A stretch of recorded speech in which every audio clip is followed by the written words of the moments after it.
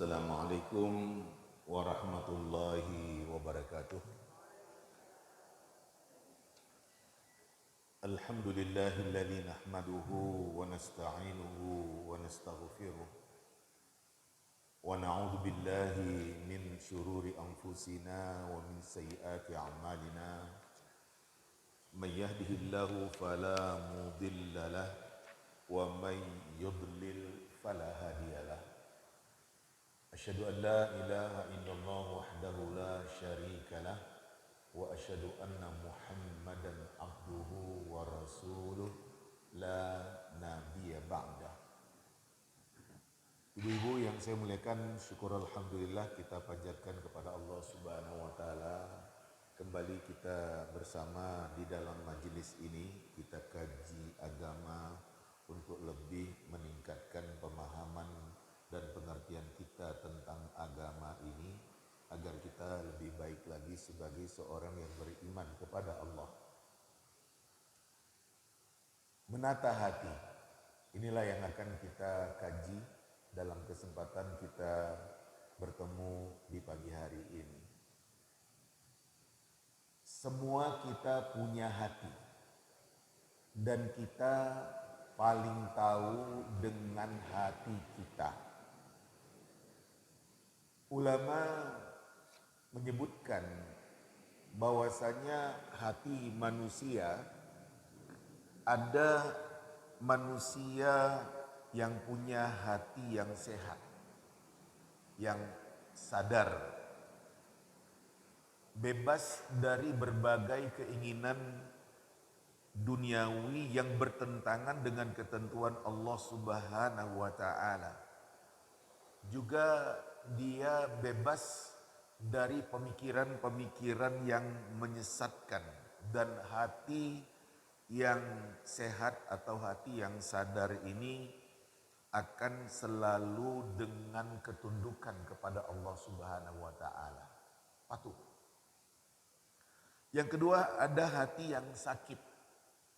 Hati yang lalai, hati yang terombang-ambing. Di suatu saat dia sadar mendekat kepada Allah Subhanahu wa taala, di suatu saat dia terbawa hanyut dengan godaan-godaan duniawi. Hati yang kedua ini adalah hati yang terombang-ambing, ragu-ragu, tidak punya prinsip. Tergantung kemana dia dengan orang-orang yang ada bersamanya. Bersama dengan orang baik, dia akan melakukan yang baik-baik. Bersama dengan orang yang tidak baik, dia ikut melakukan yang tidak baik itu. Ini hati yang dikatakan hati yang sakit atau hati yang lalai, terombang-ambing. Yang ketiga, ada hati yang mati. Lupa dan jauh dari Allah Subhanahu wa taala. Hati yang mati ini akan selalu menentang Allah Subhanahu wa taala, tidak mau diajak taat. Dia lebih mau memperturutkan hawa nafsunya dengan kenikmatan-kenikmatan duniawi yang ada. Hati yang mati ini hati yang telah tertutup. Betapapun disampaikan kebenaran kepadanya, dia tidak akan pernah mau menerima. Ini bisa kita lihat di dalam kenyataan kehidupan kita. Ada orang-orang yang kita katakan hatinya sadar, ada orang yang hatinya ya terombang-ambing, dan ada orang yang hatinya ya demikian ya gelap. Ibu dan Bapak yang saya muliakan, kalau hati yang sehat, hati yang sehat itu sadar bahwasanya di dunia ini sementara, dan kesempatan dunia yang ada dimanfaatkannya dengan sebaik-baiknya. Beribadah, beramal dengan kebaikan-kebaikan, karena tahu, sadar bahwasanya di suatu saat ya pasti saya akan meninggalkan dunia yang fana ini. Mumpung masih hidup, masih diberi kesempatan oleh Allah Subhanahu wa taala, dia akan memanfaatkannya dengan sebaik-baiknya untuk taat kepada Allah dalam kurung beribadah dan beramal. Orang yang dia itu hatinya sehat, ya kalau ada yang terlepas dari kesempatan ibadah atau kesempatan amal, dia merasa merugi, merasa rugi. Kenapa saya tadi tidak beribadah kepada Allah Subhanahu wa taala? Kenapa saya tadi tidak mengambil kesempatan beramal, padahal kesempatan beramal itu ada. Dan dia demikian jeli di dalam memanfaatkan waktu, tidak ada waktu yang tersia-sia, yang terbuang percuma, tapi betul-betul akan terisi dengan sebaik-baiknya. Terkait dengan dirinya, dia akan selalu memperbaiki dirinya dengan kekurangan-kekurangan yang ada dan terus mempertahankan diri dengan kebaikan-kebaikan yang sudah dimiliki. Itu hati orang yang kita katakan dia punya hati yang sehat. Kalau ada hati yang kita katakan hati yang sakit, ini orang bisa ditandai gak merasa berdosa dengan perbuatan salah, perbuatan dosa yang dilakukan. Tidak merasa bersalah, tidak merasa berdosa dengan kemaksiatan. Dan dia tidak mau tahu dengan agama. Artinya gak ngerti dengan agama, ya gak apa-apa, biarin aja. Ya. Demikian juga ya dia tidak merasa bersalah ketika dia terbawa kepada katakanlah akidah yang gak benar, akidah yang sesat. Dia gak merasa bersalah. Dan ya, dia tidak mau dengan agama, bahkan di suatu saat dia akan menjauh atau membenci agama. Ini dari gambaran orang yang kita katakan hatinya sakit.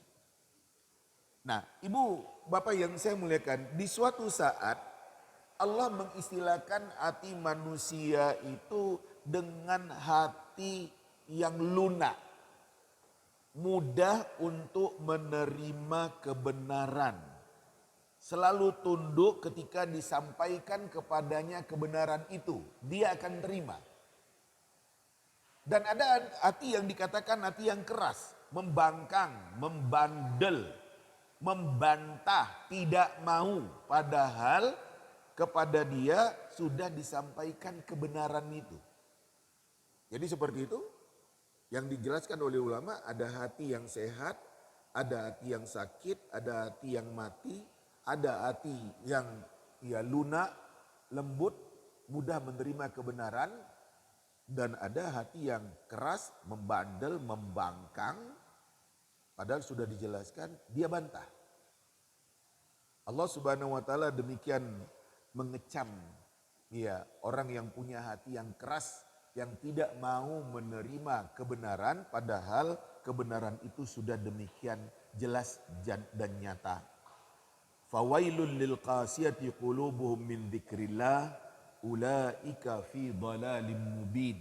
Potongan ayat di dalam surat Az-Zumar ayat 22. Celakalah orang yang hatinya keras untuk mengingat Allah Subhanahu wa taala.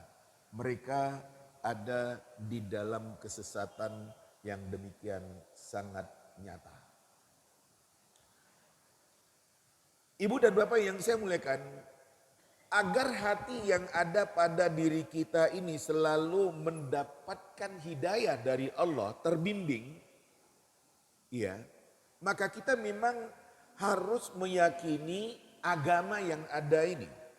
Yakin bahwasanya agama ini akan menyelamatkan.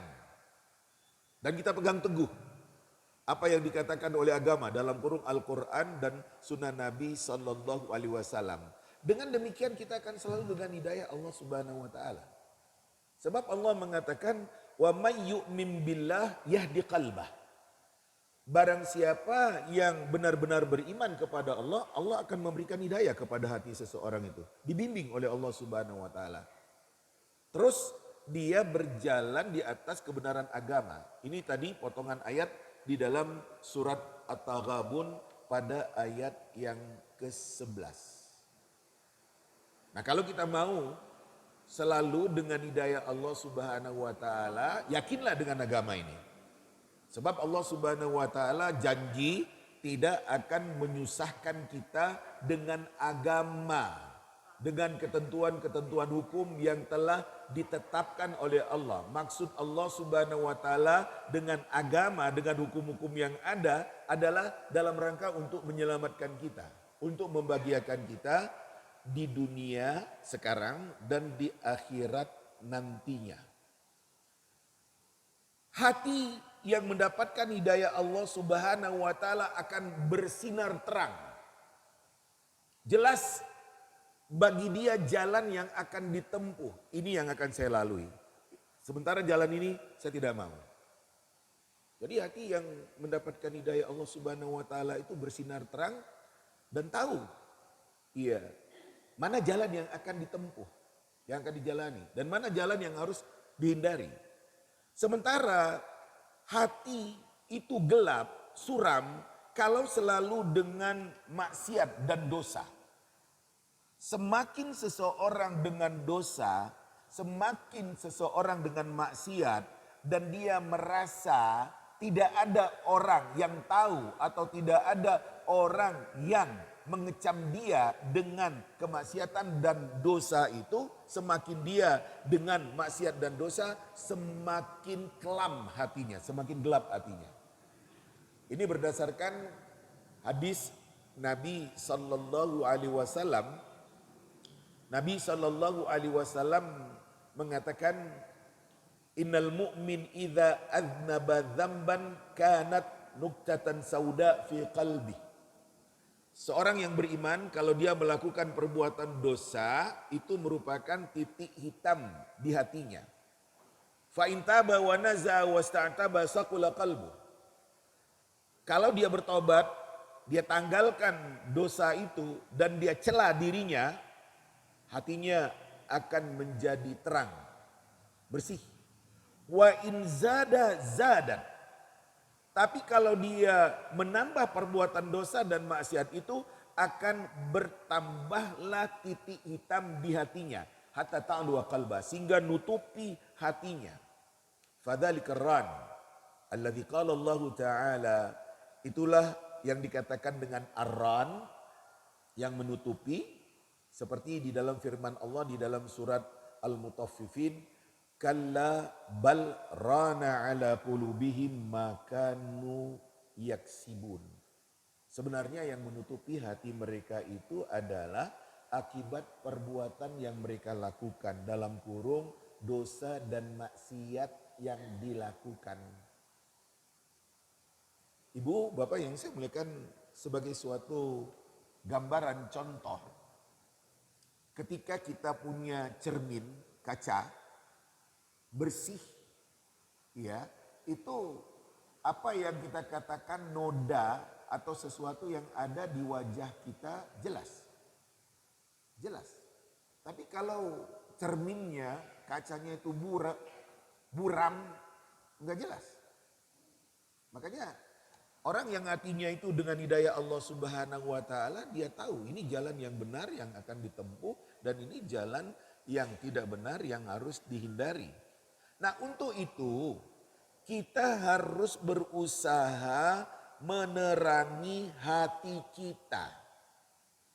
Menerangi hati kita itu adalah dengan hal-hal yang bersifat rohaniah. Seperti ibadah, termasuk zikir, doa, Al-Quran. Selalu di dalam majelis-majelis yang mengkaji agama, dekat dengan orang saleh yang akan mengingatkan kita dikala kita lupa dan lalai. Nah, kalau kita seperti itu terus berusaha menerangi hati kita, akhirnya kita memang akan semakin kokoh dan tangguh di dalam menghadapi semua yang ada. Dan jelas bagi kita, ini yang harus saya ambil, yang harus saya lakukan, dan ini yang harus saya hindari, yang harus saya jauhi. Tahu. Karena ya punya penerang hati untuk menjalani kehidupan ini. Sehingga akhirnya hidup seseorang itu kita katakan tenang. Kendati pun secara materi umpamanya bersahaja. Tapi karena dia dekat dengan Allah, dengan ibadahnya, dengan zikirnya, dengan doanya, dengan Al-Quran dan selalu ya dengan orang-orang yang kita katakan orang saleh, dia tenang di dalam kehidupannya. Itu yang dikatakan oleh Allah Subhanahu wa taala, alladzina amanu wa tatma'innu qulubuhum bidzikrillah. Ala bidzikrillahi tatma'innul qulub. Orang-orang yang beriman itu hati mereka demikian tenang dikala berzikir kepada Allah Subhanahu wa taala. Ketahuilah, dengan selalu berzikir kepada Allah Subhanahu wa taala, hati itu akan tenang. Nah, berzikir kepada Allah itu yang saya katakan tadi, dia dengan ibadah, dia dengan zikir, dia dengan doa, dia dengan Al-Qur'an. Akhirnya dia tenang di dalam kehidupan ini. Kendati pun secara materi barangkali hidupnya bersahaja. Dalam kerangka untuk menata hati, Ibu dan Bapak yang saya muliakan, terkait dengan ibadah dan amal yang paling mendasar adalah mengikhlaskan apa yang kita lakukan dari ibadah yang ada, demikian juga dari amal. Ini mendasar sekali. Ikhlas itu kerja hati. Kitalah yang tahu apakah kita di dalam beribadah, di dalam beramal, ikhlas karena Allah Subhanahu wa taala atau karena yang lain-lain. Nah, syarat diterimanya amal ibadah itu, syarat mutlak adalah amal ibadah yang ikhlas karena Allah Subhanahu wa taala. Amal ibadah yang kita katakan ikhlas karena Allah Subhanahu wa taala itu adalah yang mendorong dia di dalam melakukan ibadah dan amal itu betul-betul atas kesadarannya. Atas kesadarannya. Memang saya harus beribadah. Memang saya harus beramal. Ada yang harus saya sisihkan dari harta yang saya dapatkan. Memang saya harus memberikan pencerahan, penjelasan kepada orang-orang agar orang mengerti terkait dengan kebenaran agama. Dia mengikhlaskan amal ibadahnya atas dasar kesadarannya. Ini yang dikatakan ikhlas tadi. Tidak peduli apakah orang-orang memuji dia dengan ibadahnya, dengan amalnya, dia tidak akan mempedulikan itu. Jadi keikhlasan itu adalah suatu yang sangat mendasar sekali dan ini adalah kerja hati. Kerja hati. Kalau kita ikhlas dengan apa yang kita lakukan, dengan amal, dengan ibadah, tidak ada yang berat. Tidak ada yang berat. Bahkan kita merasa ada kepuasan yang tersendiri dikala kita dengan ibadah, dengan kebaikan-kebaikan yang kita lakukan. Ini sangat penting sekali karena ikhlas itu sangat mendasar di dalam kehidupan kita, terutama sekali terkait dengan amal ibadah yang kita lakukan. Ibu dan Bapak yang saya muliakan, hati yang ada pada diri kita ini, kalau kita tidak menjaganya, tidak merawatnya, maka akan ada penyakit-penyakit hati yang masuk. Akan ada. Kalau kita tidak merawat, kita tidak menjaga, ada penyakit-penyakit hati yang masuk ke dalam hati kita. Dan ini akan berakibat membahayakan. Membahayakan. Pernah saya sampaikan bagaimana yang namanya penyakit hati. Mulai dari ujub, berbangga dengan diri, masih di dalam hati. Dia berkata pada dirinya, kepada dirinya, hebat aku ya, dengan ibadah, dengan amal, dengan kebaikan yang kulakukan. Bangga, masih di dalam. Kalau yang namanya ujub ini tidak bisa teratasi, maka dia akan naik menjadi sum'ah. Mencari dengar apa kata orang. Aku yang taat beribadah, aku yang ahli ibadah, aku yang orang dermawan. Ini bahaya. Kalau tidak bisa ngatasi ujub yang pertama sekali muncul di dalam hati kita masing-masing. Akhirnya muncul sum'ah, mencari dengar apa kata orang tentang aku. Setelah itu kalau tidak teratasi juga yang namanya ujub dan sum'ah, banding-banding dengan orang, kemudian menganggap diri yang paling baik, paling hebat, paling segalanya, sementara orang dikecilkan. Itu namanya sombong. Itu namanya sombong. Dan saya katakan, jangan banding-banding. Kita ya kita, dia ya dia, saya ya saya, orang ya orang. Kamu ya kamu, ya saya ya saya. Jangan banding-banding yang akan berujung dengan membesarkan diri dan kemudian merendahkan orang. Sombong namanya. Nah, yang lain-lain yang kita katakan penyakit-penyakit hati yang mungkin akan masuk menyelinap pada hati kita seperti umpamanya berburuk sangka. Demikian juga ya iri, dengki, dendam, tidak mau memaafkan. Ya. Ini penyakit-penyakit hati yang ya bisa masuk ke dalam hati kita. Makanya kita sebagai manusia tahu ini yang baik-baik dari sifat hati, dari gambaran hati. Hiasi itu pada diri kita. Ini yang gak baik ya dari gambaran hati. Jauhkan dari diri. Dan teruslah menyirami hati ini dengan prinsip-prinsip iman.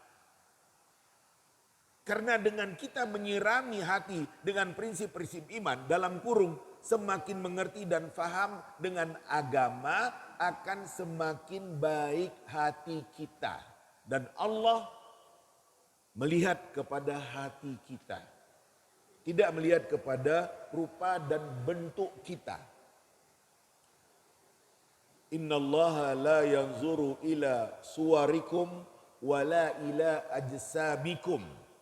Allah enggak pernah melihat kepada bentuk kamu, kepada fisik kamu. Walakinnallaha yanzuru ila qulubikum wa a'malikum. Tapi Allah akan melihat bagaimana hati kamu dan bagaimana perbuatan kamu. Jadi Allah hanya melihat hati kita, bagaimana sebenarnya hati kita dan bagaimana ya perbuatan kita. Nah, kalau hati kita baik, ya kita katakan umpamanya ikhlas, tulus, memang seperti itu, muncullah yang baik-baik ya di dalam kehidupan kita. Sikap baik, ucapan baik. Ya. Ibu dan Bapak yang saya muliakan, mari hiasi diri dengan yang baik-baik dan mari hindarkan diri dari yang tidak baik. Terus nyirami hati sehingga dia punya prinsip iman seperti yang dikatakan oleh Allah di dalam ayat dan di dalam hadis-hadis Nabi Sallallahu Alaihi Wasallam. Ibu dan Bapak yang saya muliakan, sebaik-baik orang hatinya bisa terganggu. Hatinya bisa terganggu. Jadi ya bukan akan ya mulus terus, ya enggak. Sebab manusia bermacam-macam di dalam kehidupan kita. Setan juga ya demikian berusaha untuk ya menyesatkan kita. Nah untuk itulah apa yang saya katakan tadi, terus menyirami hati dengan prinsip-prinsip iman. Dan tidak ya merasa puas dengan kebaikan yang sudah kita dapatkan, kita tingkatkan dan kita tingkatkan. Karena masalahnya godaan-godaan demikian sangat banyak. Setan juga akan terus berusaha untuk menyesatkan kita.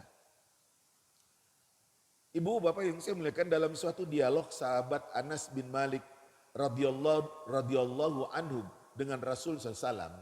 Sahabat Anas mengatakan kepada Rasul, Kata sahabat Anas, ya Rasulullah, amanna bika wa bima ji'ta bihi. Ya Rasulullah, kami sudah beriman kepada engkau dan dengan semua yang sudah kau sampaikan itu. Fahal takhafu alaina?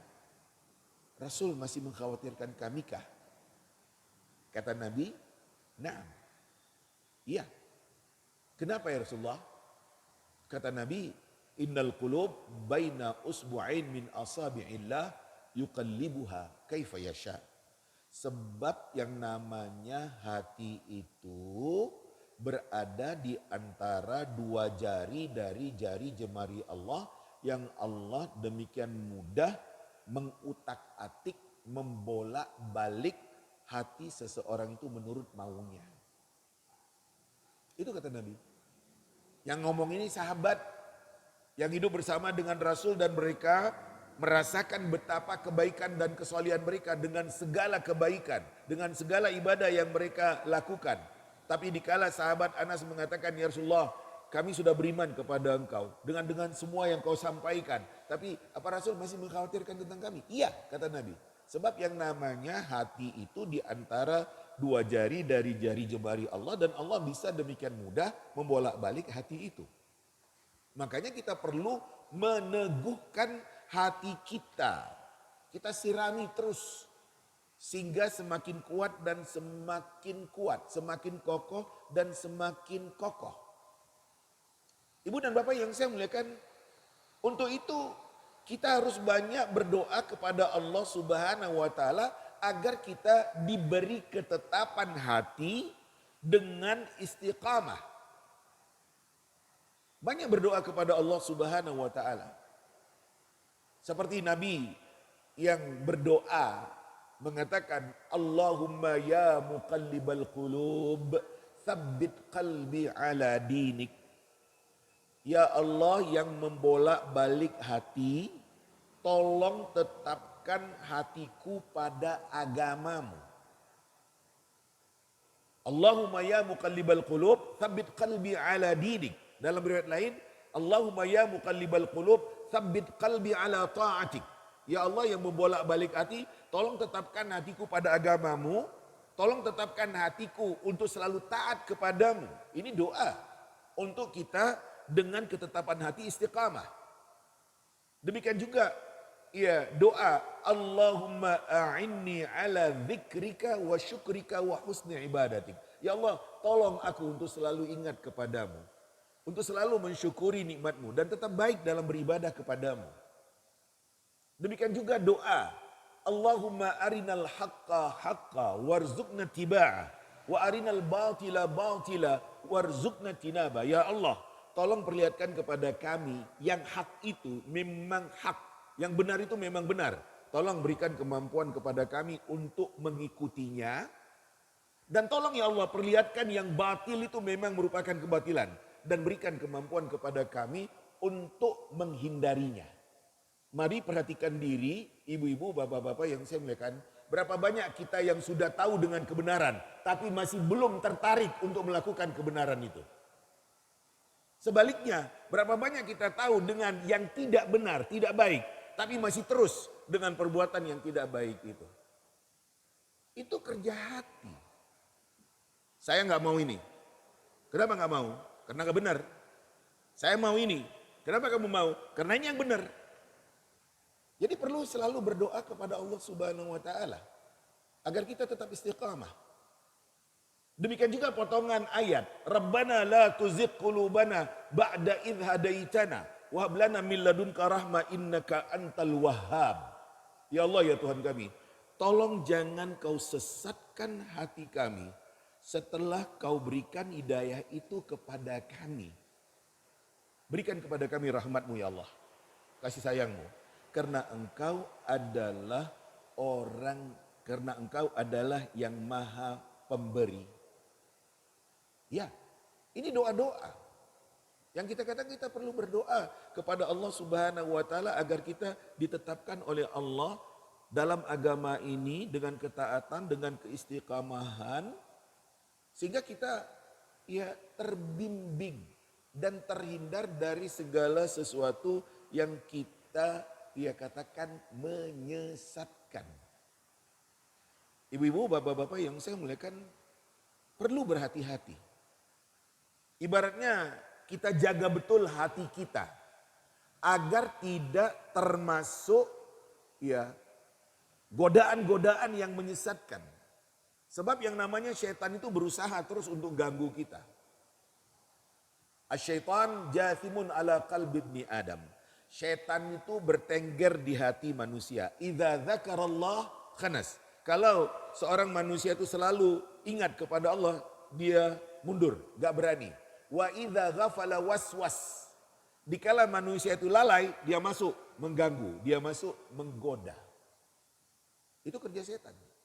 Makanya ia harus berhati-hati dan jaga betul karena dia selalu mencari peluang, kesempatan bagaimana untuk menyesatkan kita, bagaimana untuk menjerumuskan kita. Kalau kita selalu berhati-hati dan demikian teguh istiqamah, insya Allah kita akan bisa terhindar dari godaan-godaan itu. Ibu dan bapak yang saya muliakan, hubungan di antara sesama kita, sesama orang yang beriman harus dengan ketulusan. Ketulusan hati. Harus dengan ketulusan. Dan kalau ada perasaan-perasaan yang kita katakan perasaan-perasaan tidak baik, itu memang harus kita hindarkan. Atas dasar berbaik sangkanya kita kepada teman, kepada saudara. Karena memang kita katakan bisa saja di suatu saat terganggu. Ya ada orang yang kita katakan terganggu. Sehingga hubungan kemanusiaannya dengan teman gak baik. Ya, ibu dan bapak yang saya muliakan, doa yang diajarkan kepada kita di dalam potongan ayat pada surat Al-Hasyr. Ayat yang ke-10. Walladzina ja'u min ba'dihim yaquluna rabbana ighfir lana wa li ikhwanina alladzina sabaquna bil iman. Orang-orang yang datang sesudah mereka selalu berucap, berdoa, mengatakan Rabbana ighfir lana wa li ikhwanina alladzina sabaquna bil iman. Ya Allah, ampuni dosa kami. Ampuni dosa saudara-saudara kami yang telah terdahulu seiman dengan kami. Kemudian ini dia. Wala taj'al fi qulubina ghillan lil ladzina amanu. Rabbana innaka raufur rahim. Ya Allah ya Tuhan kami, la taj'al fi qulubina ghillan. Tolong jangan kau jadikan di hati kami perasaan benci, perasaan memusuhi, perasaan gak suka, perasaan iri, perasaan dengki terhadap saudara-saudara kami yang seiman dengan kami. Wala taj'al fi qulubina ghillan lil ladzina amanu. Ya Allah, tolong jangan kau jadikan di hati kami ada ghil, kebencian, permusuhan, dengki, iri, dendam terhadap saudara kami yang seiman itu. Rabbana innaka raufur rahim. Ya Allah, kau maha pengasih, kau maha penyayang ya Allah. Nah ini yang saya katakan, hubungan kemanusiaan di antara sesama kita harus dengan ketulusan atas dasar berbaik sangkanya kita di antara sesama kita. Orang yang beriman, orang yang beribadah, orang yang baik di dalam kehidupan. Dengan demikian hidup kita enak dan tenang. Ibu dan bapak yang saya muliakan, ada istilah di dalam kehidupan kita positive thinking dan negative thinking. Berpikiran positif dan berpikiran negatif. Kalau kita selalu berpikiran positif, baik sangka, gak ada beban di dalam kehidupan ini. Tapi kalau kita berburuk sangka, ada beban. Dan itulah yang kita akan selalu katakanlah mencari-cari salah orang, mendengar ya bagaimana dia, padahal itu kan gak diperlukan dan gak dibolehkan. Ngapain kamu dengan orang? Bo ya ya perbaiki diri kamu dengan kekurangan-kekurangan kamu. Sebab betapapun kita sebagai seorang yang mengaku beriman punya kekurangan-kekurangan. Dan kekurangan-kekurangan inilah yang harus kita ya perbaiki. Kan ada orang yang mengatakan, saya kok masih buruk sangka ya. Saya kok masih mudah tersinggung. Itu penyakit hati. Makanya enggak dengan itu. Sebab itu hanya akan memberatkan diri kita jadi pikiran, enggak bisa tidur. Lah kan salah kamu. Coba kamu positive thinking. Coba kamu husnuzan. Lah kan enak hidup ini. Enggak ada beban. Karena saya tahu dia orang baik kok. Ngapain saya dengan pikiran-pikiran jelek terhadap dia? Bagaimana buat apa saya dengan buruk-buruk sangka kepada dia orang baik kok? Jadi keberadaan hati kita yang paling tahu. Dikala kita melihat iya hatiku masih belum benar, perbaiki. Perbaiki. Iya. Oh, hati saya insya Allah sudah ya benar, baik. Saya sudah dengan prinsip-prinsip yang dikatakan oleh agama. Ya, terus berusaha istiqamah dan terus tingkatkan, kuatkan. Nah ibu-ibu, ya bapak-bapak yang saya muliakan, orang-orang yang kita katakan hatinya ya terbuka, mudah untuk menyampaikan kebenaran. Tapi kalau ada orang-orang yang hatinya tertutup, memang sulit untuk menyampaikan kebenaran kepadanya. Untuk itulah kita di antara sesama kita harus selalu membukakan hati. Terutama sekali dikala kita menilai dia orang saleh, dia orang ahli ibadah, dia orang banyak faham agama. Sebagai teman akrab kita yang di suatu saat kalau kita akan berkonsultasi tanya, kita akan mendapatkan solusi, jalan keluar. Dan ini adalah merupakan hak di antara sesama muslim. Wa idzastansahaka fansah lahu. Kalau ada teman kamu minta nasihat kepada kamu, karena dia yang merasa hatinya bagaimana, beri nasihat. Beri advice, beri pencerahan. Nah kita memang ya harus selalu mau ya terbuka. Untuk itu kita harus punya teman yang kita katakan dia teman yang saleh, dia teman orang ngerti agama, dia teman orang ahli ibadah, orang baik yang di suatu saat kita akan membukakan hati kita dengan permasalahan-permasalahan yang ada di dalam kehidupan kita. Karena kita di dalam kehidupan ini dengan berbagai permasalahan. Kemudian ibu dan bapak yang saya muliakan, orang yang ada di dalam kehidupan kita, tingkat pemahaman agamanya beda-beda. Beda-beda. Dalam kurung kesadaran beragama di antara kita orang Islam beda-beda. Ilmu agama, kesadaran beragama antara seseorang dengan yang lain beda-beda. Makanya kita harus pandai menyikapi orang-orang yang kita katakan ada di hadapan kita. Sebab tidak selamanya orang yang ada di hadapan kita akan memuaskan hati kita.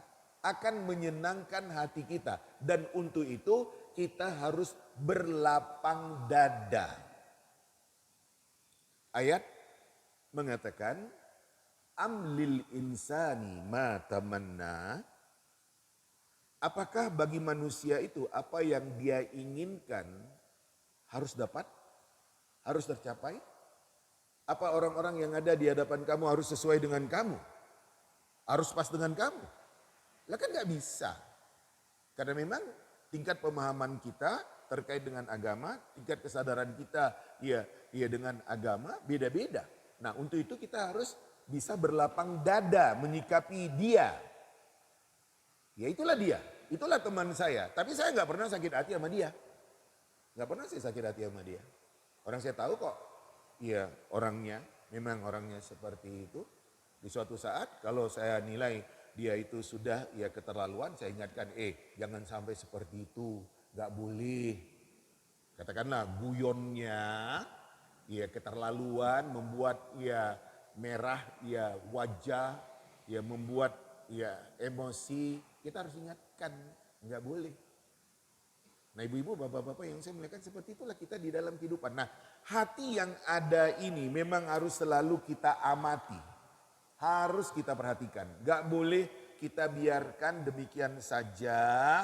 Karena godaan-godaan di dalam kehidupan ini demikian sangat banyak. Alhamdulillah kalau kita punya hati yang sudah berjalan lurus. Itu kita katakan, ya hati sudah berjalan lurus. Alhamdulillah. Tapi bukan berarti ya lurus sudah yang gak akan terganggu. Gak bisa. Pasti di suatu saat terganggu. Apalagi ibu-ibu sebagai seorang wanita. Perasaan lebih didahulukan. Emosi lebih didahulukan dari objektivitas pikir. Itu senjatanya. Sehingga kan akhirnya ya menjadi beban. Tapi kan kemudian punya tempat untuk berkonsultasi, untuk bertanya, untuk bisa mendapatkan pencerahan. Barangkali dengan suami ngomong, kemudian diberi nasihat-nasihat, diingatkan. Gak harus seperti itu. Oh gak puas, carilah tempat konsultasi untuk bisa mendapatkan pencerahan dan penjelasan terhadap permasalahan yang sedang dihadapi. Jadi penyakit hati ataupun hal-hal yang mengganggu hati itu akan terus. Kendati pun seseorang itu kita katakan sudah cukup kuat, sudah cukup ya punya prinsip-prinsip, tapi di suatu saat pasti akan terganggu dan akan ada gangguan. Makanya ibu-ibu, bapak-bapak yang saya muliakan, hati tidak boleh kita lepas begitu saja tanpa pengawasan. Tetap harus kita amati bagaimana dia dan terus harus kita perkuat dan kita perkuat. Memperkuatnya adalah dengan prinsip-prinsip iman yang ada di dalam Al-Quran, demikian juga di dalam hadis-hadis Nabi SAW. Demikian juga ya dengan kita banyak doa, banyak zikir kepada Allah Subhanahu wa taala. Kemudian ya dengan kita banyak zikir dan doa kepada Allah, apalagi kita di tengah-tengah orang yang kita katakan orang yang saleh, insya Allah hati kita akan terjaga. Ya, perlu dan sangat perlu terus mengawasi hati dan jangan dibiarkan hati itu lepas karena godaan-godaan di dalam kehidupan kita di dunia sekarang ini demikian sangat banyak sekali. Ibu dan Bapak yang saya muliakan, mari sama-sama kita perhatikan hati kita dan kita tahu kualitas hati kita bagaimana sebenarnya, apakah itu terkait dengan Allah Subhanahu wa taala, demikian juga terkait dengan orang-orang yang ada di sekitar kita. Kita tahu kalau hati kita termasuk hati yang sehat, yang mudah menerima kebenaran, ini harus kita pertahankan. Sebaliknya kalau hati kita masih terombang-ambing, ini yang harus kita kembalikan kepada jalan yang sebenarnya. Insya Allah hati orang yang beriman gak mati. Karena orang beriman menjauh dari maksiat. Hati yang mati itu adalah hati orang yang sudah dengan kemaksiatan, dengan dosa, dan dia tidak merasa berdosa dengan kemaksiatan yang dilakukannya.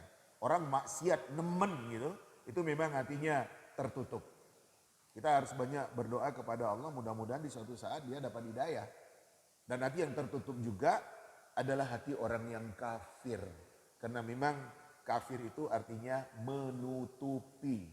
Menutupi hati, menutupi akal sehat, maka akhirnya seseorang itu menjadi kafir.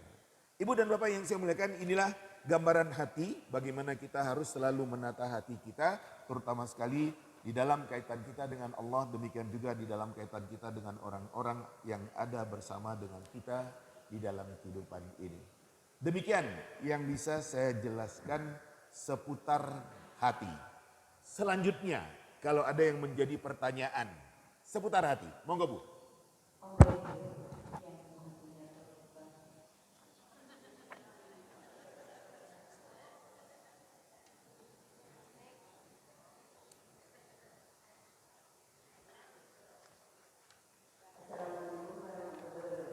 Waalaikumsalam.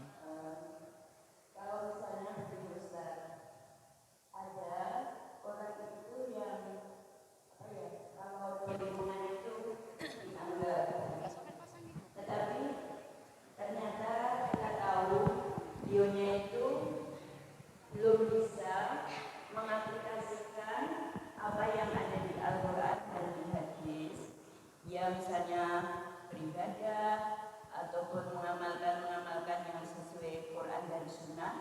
Nah itu termasuk, misalnya katakanlah ada yang mengingatkan mungkin, tetapi beliaunya itu malah merasa terganggu dengan peringatan orang tersebut. Jadi seakan-akan itu ini kan urusanku sendiri, ya katakanlah lalu menjadi kayak tidak bisa menerima nasihat tentang peribadahan dan sebagainya. Nah ini hati yang seperti ini termasuk apa, dan mungkinkah beliaunya itu mau apa itu kayak mendapatkan pencerahan itu bagaimana ya Ustaz, karena dia nggak bisa menerima nasihat. Terima kasih.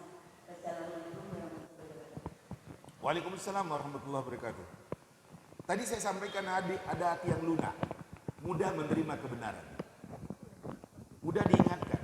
Ada hati yang keras, gak mau menerima kebenaran. Padahal yang disampaikan itu benar, yang dikritikkan kepada dia itu benar, tapi dia gak mau.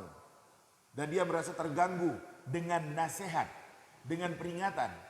Ini kalau boleh kita simpulkan, orang sombong.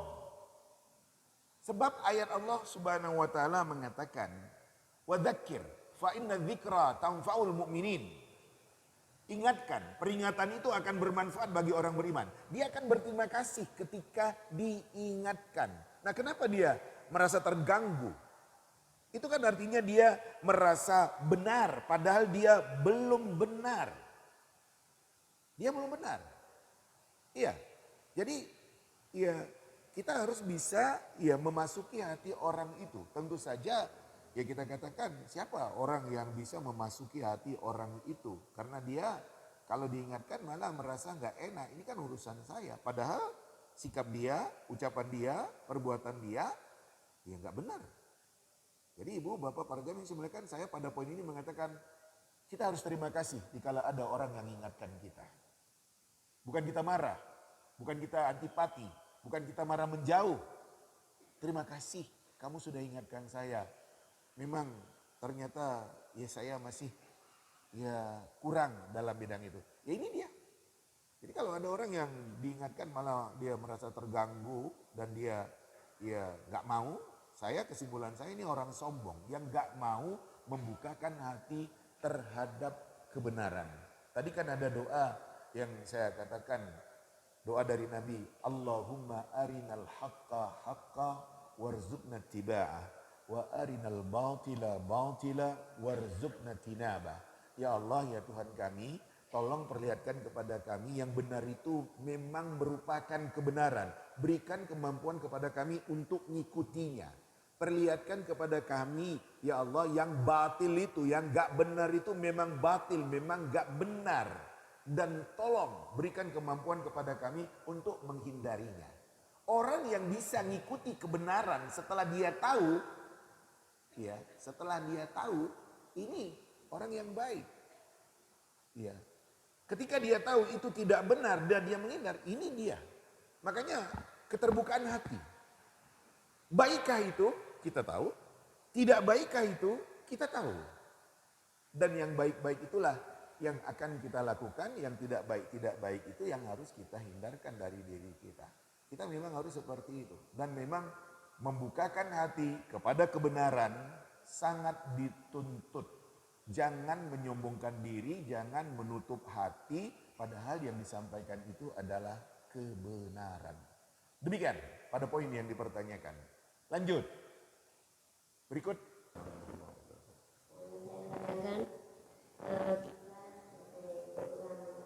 Wanita, biasanya tanpa sadar kita ngomong yang menurut kita tidak biasa saja, tapi bagi orang lain sangat menyentuh perasaan, bahkan menyakitkan hati.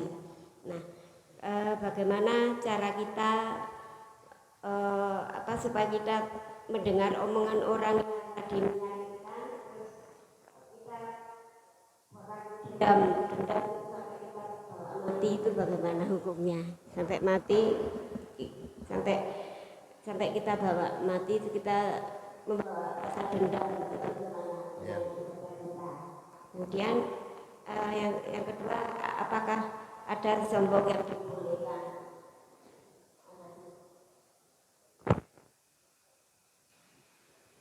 Ibu dan Bapak yang saya muliakan, kalau menurut saya biasa saja kata ibu tadi.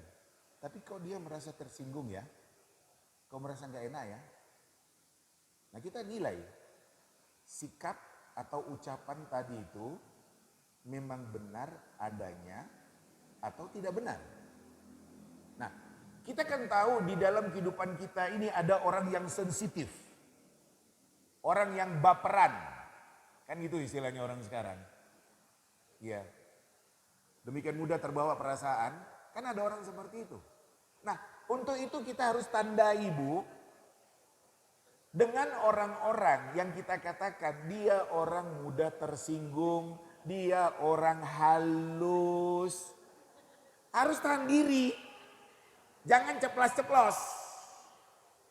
Ya, jadi harus dari dua sisi. Ya, terutama saya tahu dia itu orangnya halus sekali. Dia itu orangnya harus dengan sopan santun, lemah lembut, bukan dengan asalan. Nah gitu. Yang bersangkutan dalam kurung berteman harus ngerti. Kamu kalau di hadapan dia jangan ngomong seperti itu. Nanti dia tersinggung. Nah, jadi sebenarnya seperti itu kita harus saling mengerti di antara sesama kita. Ada orang, nggak saya anggap biasa kok, aku udah tahu kok tentang dia. Lah kan gitu. Tapi ada orang yang, aduh, dia akhirnya ngambek, nggak mau berteman.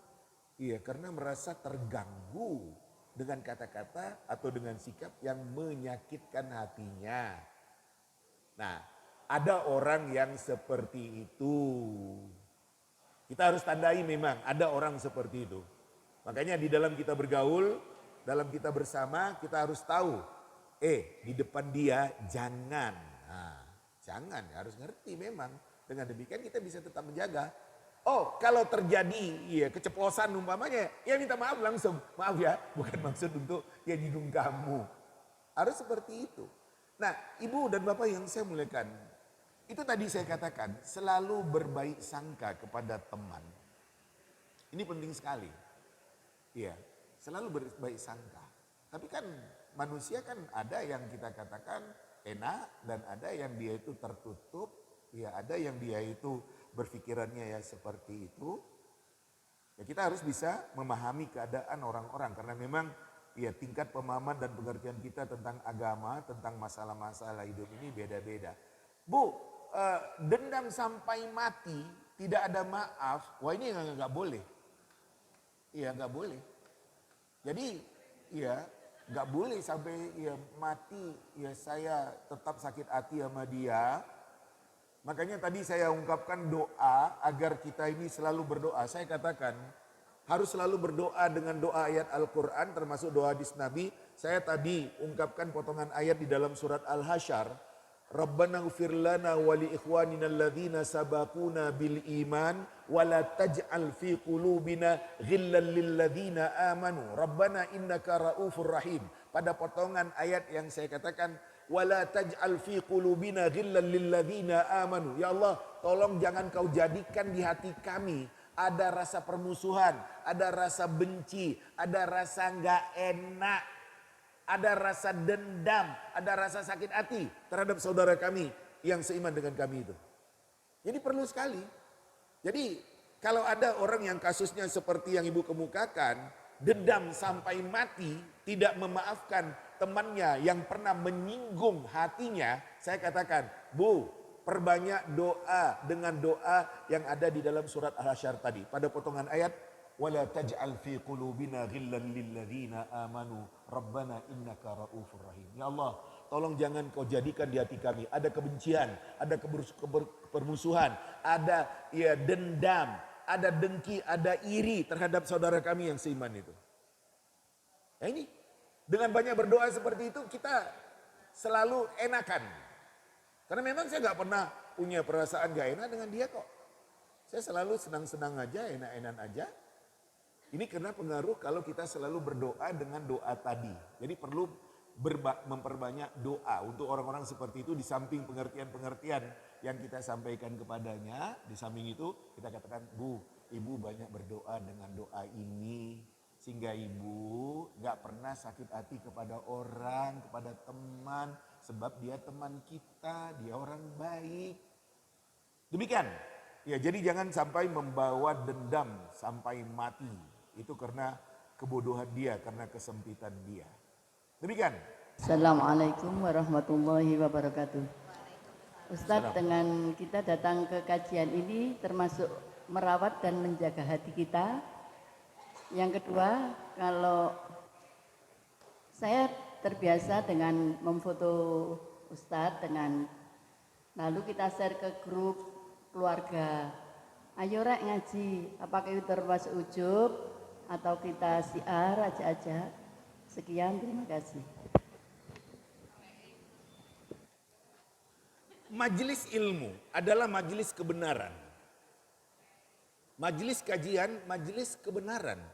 Karena kita dengan majelis ini, ya disampaikan ini ayat, ini hadis Nabi, ini yang harus kita lakukan, ini yang harus kita tinggalkan, ini yang harus kita hindari. Ini majelis kebenaran. Majelis kebenaran. Kemudian Bu, terkait dengan ibu yang men-share, katakanlah ada potongan-potongan yang ibu rasakan baik. Tergantung kepada niat ibu. Niat ibu baik, bernilai pahala. Kan gitu. Ya, tapi kalau niat nggak baik, dalam kurung, tengok aku nih, aku selalu ngaji, kalian nggak pernah ngaji. Lah itu kan nggak baik, ya kan nggak baik. Lah, nah hati kita inilah yang harus kita tata. Itu tadi saya katakan niatnya apa Bu? Ya supaya ya mereka bisa mendapatkan pencerahan, ada cuplikan yang dirasakan baik umpamanya, monggo. Ya, agar mereka tertarik juga hadir di dalam majelis ilmu, monggo. Nah, yang nyelip-nyelip yang tidak baik, yang tadi saya contohkan di dalam hatinya, itu tadi saya katakan, tengok aku selalu ngaji gitu, kalian gak pernah ngaji. Lah kan itu kan gak baik. Itu bisa masuk ke dalam hati kita. Makanya kita harus hindari. Nah, keikhlasan kita dengan niat menyebarkan kebaikan, menyebarkan dakwah, punya nilai pahala di sisi Allah Subhanahu wa taala. Makanya kita tata hati kita. Segala sesuatu, apapun yang kita lakukan dalam bentuk kebaikan, demikian juga ibadah, perlu kita mengikhlaskan hati di dalam melakukannya sehingga bernilai pahala dan orang-orang juga akan mengambil manfaat dari kebaikan yang kita sebarkan. Demikian tentang poin yang Ibu pertanyakan. Apa?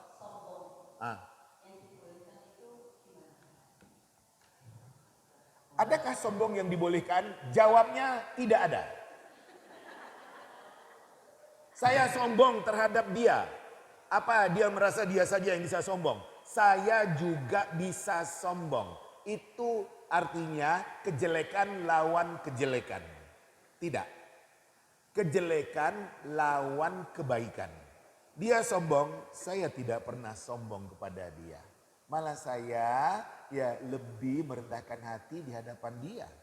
Jadi jangan sombong lawan sombong, tapi sombong lawan kebaikan.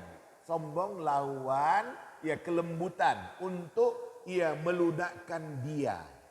Jadi kalau kita lawan sombongnya itu ya semakin menjadi-jadi nantinya dan akhirnya nggak ada ujungnya. Dan itu tidak baik bagi pergaulan di antara sesama kita. Lanjut. Kita bersaudara ya Pak Ustadz, terus kakak kami ini sering menyakiti, tapi kita sabar. Sebatas mana kesabaran kita tetap di ide-ide itu gimana Pak Ustadz? Terima kasih, Assalamualaikum. Penyet lah. Bu, sejauh mana sabar kita? Ibu harus bisa melihat dia sebagai saudara. Jadi harus terus. Iya, jangan diputus. Kalau putus kan nanti putus persaudaraan. Lah iya. Dengan arti kata dia masih saudara saya. Mungkin dia seperti itu kepada saya, sikapnya nggak baik, sikapnya menyakitkan. Ya saya sabar, saya berbaik sangka kepada dia karena dia belum mengerti. Karena dia masih adik saya, ya masih kakak saya, saudara saya akan tetap membukakan hati untuk dia. Dan saya tidak akan ya dendam, marah, sakit hati kepada dia. Enggak. Kenapa? Karena dia saudara kita. Jadi saya katakan ibu mencontohkan saudara dalam arti kata ada ikatan kefamilian. Terhadap kita-kita yang bersaudara seiman, gak ada hubungan kefamilian, juga seperti itu. Dia gak suka sama saya, padahal saya itu ya baik sama dia, biarin. Saya akan tetap baik kepada dia. Nah ini dia. Jadi ibu-ibu, ya di dalam istilah yang dikemukakan oleh para ulama, berbuat baik kepada orang yang baik kepada kita itu biasa. Berbuat baik kepada orang yang tidak baik kepada kita, itu yang luar biasa. Saya bisa berbuat baik kepada dia, yang dia tidak baik kepada saya. Ini luar biasa. Ada pepatah Arab yang mengatakan ahsin ilan nas tasta'bid qulubahum. Berbuat baik kamu kepada orang-orang, kamu akan bisa menghambakan hatinya. Hatinya bisa kau hambakan. Akhirnya dia manut kepada kamu. Teruslah berbuat baik. Apalagi dalam konteks yang kita katakan kita masih bersaudara. Demikian. Apakah dapat saya simpulkan sedikit? Jadi segala sesuatu masalah dalam hal ini, jadi yang perlu kita perbaiki itulah hati kita ya Pak Ustadz, bukan kita memperbaiki hati orang lain. Apakah seperti itu Pak Ustadz? Betul. Hati kita dulu. Hati kita dulu, betul itu. Jadi jangan hati orang. Ya, hati orang tuh macam-macam. Hati saya satu. Hati saya satu. Hati saya baik, saya tahu baiknya saya. Hati saya tulus, saya tahu tulusnya saya. Hati saya lapang, saya tahu lapangnya saya. Hati orang, saya nggak tahu. Jadi memang hati kita dulu. Dengan kita punya, tadi saya katakan prinsip-prinsip iman yang dikatakan oleh agama, bagaimana seharusnya kita dengan hati kita yang ada, betapapun orang-orang yang ada di dalam kehidupan kita nggak akan pusing. Saya kan tahu hati saya. Jadi saya nggak perlu terbawa emosilah dengan dia yang dia itu sikapnya seperti itu kepada saya. Benar Ibu, yang paling penting adalah hati saya. Betul?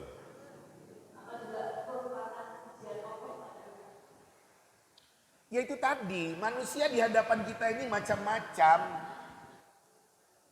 Iya, nggak satu. Jangankan dengan manusia yang ada dalam pergaulan kita, anak yang ada di dalam rumah tangga kita beda-beda. Saya selalu contohkan, ada anak yang mudah ngomong dengan dia. Ya, nggak apa-apa. Ada anak yang tertutup, ngomong menasihati dia, dikuncinya dirinya di dalam kamar, nggak mau keluar. Lah kan? Tersinggung dia dengan kata-kata ayah ibunya. Kan ada anak. Nah itu kan hati anak kita. Hati anak kita yang anak kita, anak kandung kita ternyata beda-beda. Apalagi dengan hati manusia-manusia yang ada di hadapan kita. Pertanyaan tadi, apakah sabar ada batasnya? Mari kita lihat. Bu, ini terkait dengan pergaulan ya. Pergaulan di antara sesama kita. Kita manusia ada 3 poin yang harus dihargai oleh orang-orang terhadap saya. Terkait dengan fisik saya, diri saya secara fisik. Tidak boleh ada orang yang mencederai saya, dalam kurung memukul saya, melukai saya, apalagi membunuh saya. Kedua, terkait dengan harta. Tidak boleh ada orang yang mengambil harta saya kendati pun kecil, remeh. Tidak boleh tanpa seizin saya. Yang ketiga, terkait dengan harga diri saya. Tidak boleh ada orang yang menghinakan saya, merendahkan saya. Ini 3 poin yang orang-orang harus ngerti. Kita harus sama ngerti di antara sesama kita. Ada fisik yang gak boleh dicederai, dilukai, dipukul, apalagi dibunuh. Kedua, harta, gak boleh sembarangan dengan harta orang. Yang ketiga, terkait dengan harga diri. Tidak boleh ada orang yang menghinakan saya. Kalau ada orang yang menghinakan saya, merendahkan saya, Kalau sudah kelewat batas, saya harus berani mengatakan dia itu nggak benar, dalam kurung saya bela diri saya. Jadi jangan dibiarkan. Kalau rasanya bisa membela diri, melakukan pembela diri, lakukan pembelaan diri. Jangan dibiarkan. Dan itu sikap berani. Saya ingatkan kamu ya, saya nggak mau mendengarkan kata-kata kamu yang selalu menghinakan dan merendahkan saya. Nah itu kata-kata keras kan. Sehingga dengan itu dia tahu, oh ternyata orang itu ya marah ketika saya merendahkan dia, menghinakan dia. Nah ini dia. Kalau masih bisa, itu berani, sikap berani. Sehingga dia tidak ya semena-mena terhadap diri kita. Jadi ya seperti itu. Tapi kalau umpamanya kita tahu itu orang kalau dilawan maka akan bisa mencelakakan kita, lebih baik diam. Ya, itu orang nggak pakai otak, preman, lah kan? Kalau kita lawan, kita sendiri yang nanti akan ya hancur. Lebih bagus sabar. Lihat orangnya, siapa dia? Demikian. Ya Bu? Oh ya, ya kalau secara hukum kan nggak semuanya dibawa ke pengadilan Bu, ya kan? Ya masa semua persoalan harus dibawa ke pengadilan gitu kan? Enggak, ya kita sajalah yang harus lapang dada, itu tadi hati kita sudah kita tata, kita tahu di dalam menyikapi orang-orang yang ada di dalam kehidupan kita, di dalam pergaulan kita. Sehingga dengan itu kita tenang. Kenapa? Saya punya prinsip di dalam kehidupan pergaulan dengan sesama kita. Ada ayat Allah yang ingatkan saya, ada hadis Nabi yang ingatkan saya, dan itu yang saya jadikan pedoman di dalam menjalani kehidupan ini. Demikian. Dalam kehidupan sehari-hari bahwa setan dan iblis itu akan menggoda manusia dari kiri, kanan, muka, dan belakang. Yang ingin kami garis bawahi dan tanyakan pada Ustadz adalah bahwa manusia itu kalau akan meninggal, jadi digoda sampai mati, akan mati, itu digoda untuk dia supaya imannya tergelincir. Nah, di dalam hal ini untuk menjaga dan membentengi kita yang katakanlah non sewu, kita ini adalah menanti untuk pulang ke kampung kita, mohon maaf, kita harus membentengi diri. Nah, dalam hal ini kami ada beberapa hal yang untuk benteng itu, walaupun untuk dikir dan sebagainya itu adalah banyak sekali.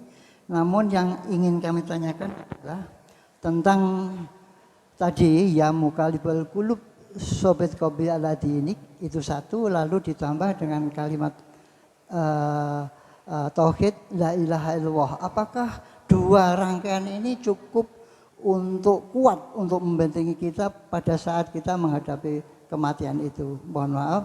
Assalamualaikum warahmatullahi wabarakatuh. Waalaikumsalam warahmatullahi wabarakatuh.